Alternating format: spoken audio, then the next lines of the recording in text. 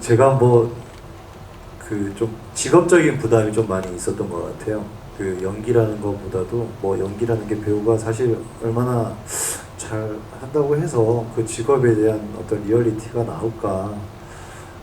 그거는 이제 좀 너무 좋게 얘기해 주신 것 같고, 당연히 이제 그 연기적인 부분보다는 직업에 대한 어떤 그런 일을 하고 계시는 분들한테 좀 도움이 안 됐으면 좋겠다는 생각 들고, 영화 안에서도 이야기 안에서도 좀 몰입하는 데 있어서 방해받지 않게끔 잘 이야기 안에서 좀 묻어놨으면 좋겠다, 그런 생각이 많이 중점적이었던 것 같아요. 또 저도 이제 결혼하고 아이가 있다 보니까 그런 부분들이 조금 뭐라 해야 될까요? 꼭 누가 이야기 안에서의 어떤 설정은 있지만 누군가의 어떤 그 아픔에 대해서 이렇게 이야기 안에서 좀 집중하면서 봤던 시간이 너무 좀 오랜만이지 않나. 또 너무 그랬습니다 좀. 그 어떤 영화보다 좀 마음가짐이 되게 중요하고 많이 가졌던 것 같아요. 좀 주어진 어떤 시간이 확실하게 있었고 그랬기 때문에 사실 쉽지 않은 그런 장면들과 이런 것들을 과연 이 감정들을 유지하면서 가는 것에 대해서 정신 차려야겠다는 마음가짐이 확실히 있었고요. 저는 조금 많이 비우고 시작했던 것 같아요. 그 관계성에 있는 석호가 정말 너무 중요했고, 또 아이들하고의 관계와 호흡들이 굉장히 중요했고, 이런 영준 캐릭터라든지 이렇게 만나는 인물들이 저 현우한테는 굉장히 영향을 끼치는 인물들이어서 실제로 이 상대 배우분들한테 정말 영향을 많이 받으면서 저의 캐릭터도 쌓아줬던 것 같아요. 네. 제가 김민재 배우님을 되게 처음 같이 작업을 하는데 제가 정말 많이 놀라고 감사하기도 하고 매 순간순간 선배님하고 촬영하면서 진짜 많이 오랜만에 아주 긴장도 많이 했고, 근데 그 긴장감이 굉장히 저한테는 설레였던 것 같아요. 제가 농담으로 선배님한테 선배님은 정말 세렝게티의 초원 같은 분이세요. 이렇게 별명을 얘기할 만큼 늘 메신 정말 그 날것의 호흡으로 이 현우를 이렇게 건드려 주실 때마다 저는 정말 깊은 어떤 공감을 하면서 굉장히 영향을 많이 받아서 저의 역할의 싸움은 정말 이 상대 배우분들의 힘이었던 것 같고요. 저희 영준 역할 우리 선우 씨도 저도 이번에 처음 뵀는데 진짜 선우 씨가 정말 매력적인 게 이 눈빛이 되게 묘하세요. 예.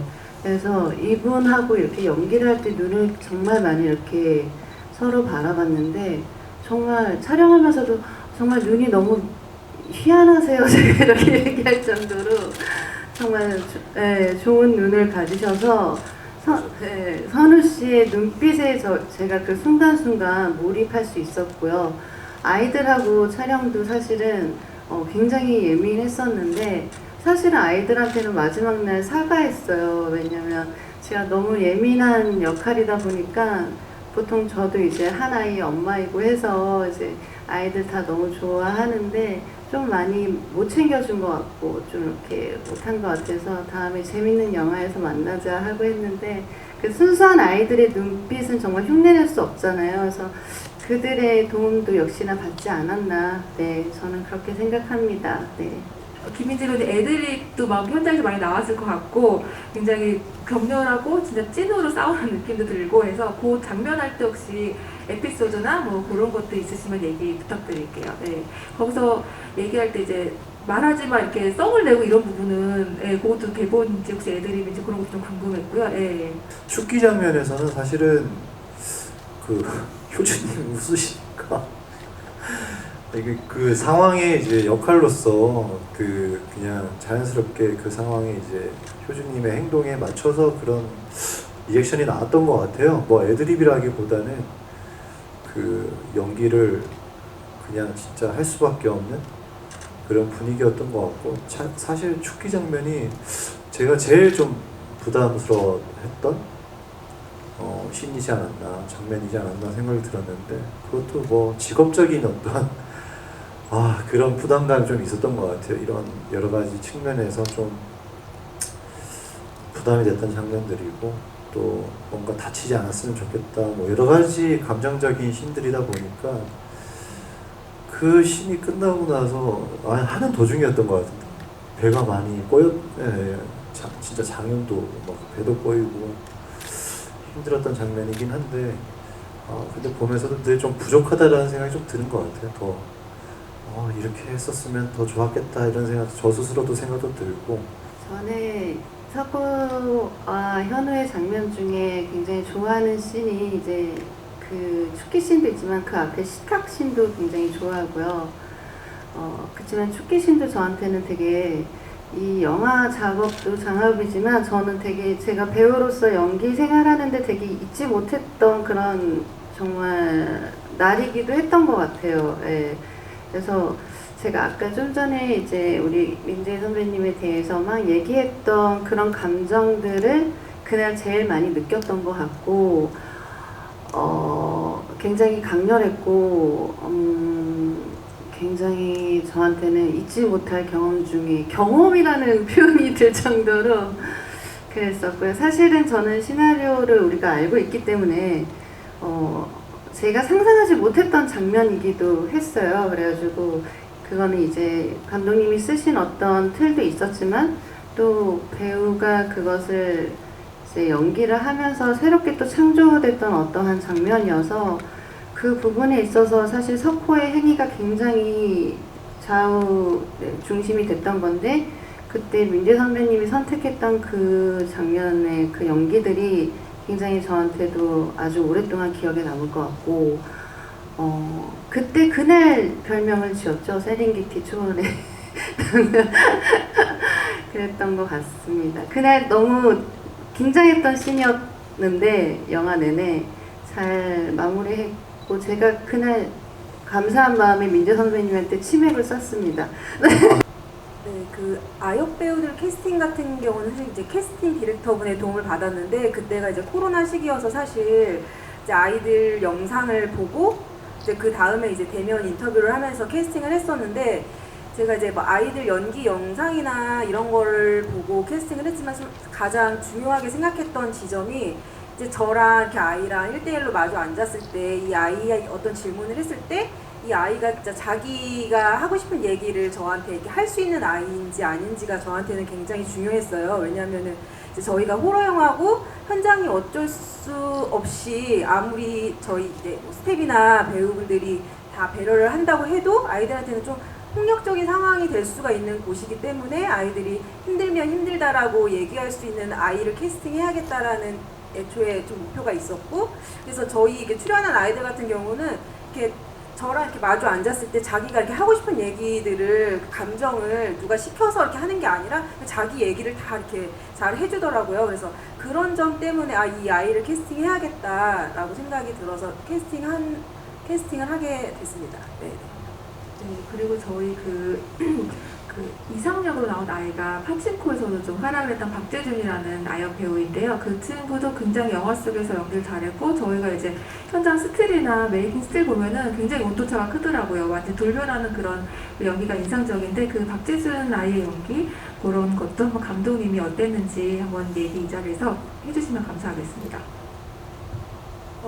원래 재준이 같은 경우는 제가 생각했던 그 이삭보다 체구가 더 작았어요. 근데 이제 맨 처음에 딱 그 아이는 그냥 1차 영상만 보고도 이 아이를 캐스팅하고 싶다라고는 생각이 들었었거든요. 왜냐면 사실 그 아이들 영상을 보면 아이들이 이제 누가 시켜서 하는 연기, 그래서 좀 비슷한 연기를 다 보여주거든요. 근데 유독 그 재준이 연기가 좀 튀었어요. 그 아이는 누가 시켜서 하는 것랑 좀 다르게 자기 감정을 좀 드러낼 수 있는 연기를 하더라고요. 그래서 그 아이를 꼭 만나고 싶다고 했고, 그래서 만났는데, 그러니까 연기도 연기인데 그 아이가, 재준이 같은 경우가 자기 얘기, 자기 감정 이런 거를 저한테 얘기하는 데 있어서 거리낌도 없고, 그걸 되게 선명하고 되게 분명하게 아이답지 않게 얘기를 잘 하더라고요. 그래서 이 아이와 함께라면은 이 영화를 같이 찍을 수 있겠다, 이상 역할로. 그래서 그런 확신이 들어서 재준이를 캐스팅하게 됐고, 네, 현장에서도 저희 스태프들의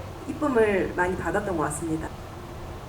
사실 한별이 같은 경우는 이제 그거를 보셨을지 모르겠지만 그 인물들에 따라서 좀 다르게 보이게 하려고 연출을 했거든요. 그게 막 확 티가 나게는 아닌데 어떻게 보면 그 인물이 가지고 있는 어떤 결핍, 그게 한별이를 통해서 심리가 좀 드러났으면 좋겠다라는 생각을 했어요. 어떻게 보면은 이게 확 드러나는 건 아니지만 나중에 영화를 복귀했을 때 그렇게 다르게 아이가 등장을 한다라는 거를 좀 이렇게 얘기를 하고 싶었고, 그래서 한별이의 모습 같은 경우는 사실 인물의 심리, 어떤 결핍이 가장 잘 드러나게끔 좀 연출을 하고 싶었어요. 네네.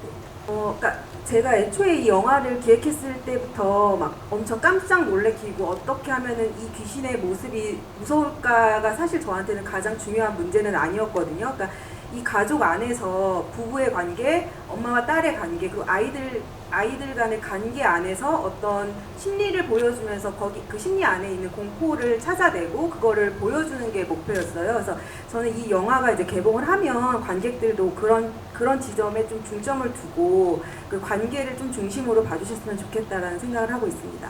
사실 할 얘기는 되게 많은 것 같아요. 영화가 지금 저한테 그 정말 안개 속에서 정말 첫 장면에서 그 하나하나 헤쳐가면서 생각해 볼 거리가 너무 많은 것 같은데, 저한테 사실 아까 전에도 지금 들은 거 파양이 이제 되어서 들어온 이삭이가 이제 그 아이들이 있는 방에 가서 문을 열어달라고 하는 장면이 너무 가슴이 아프더라고요. 그 마음이 아프고, 또 그거를 그 대치되는 장면들이 또 긴장감이 있으면서도 마지막 후반부로 달려가면서 그 호숫가에서의 또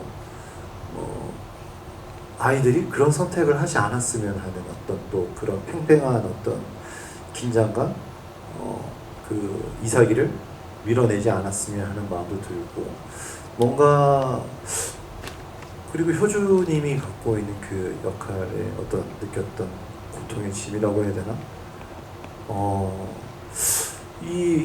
그거에 함몰되어서 보지 못하는 여러 가지 것들, 좀 정돈되지 않은 어떤 관계 속에서의 어떤 그런 공포스러움의 확장들, 영화가 갖고 있는 어떤 미덕이 간만에 너무 진짜 그런 어떤 놀라움의 연속으로 영화를 봤던 것 같아요. 경험하고.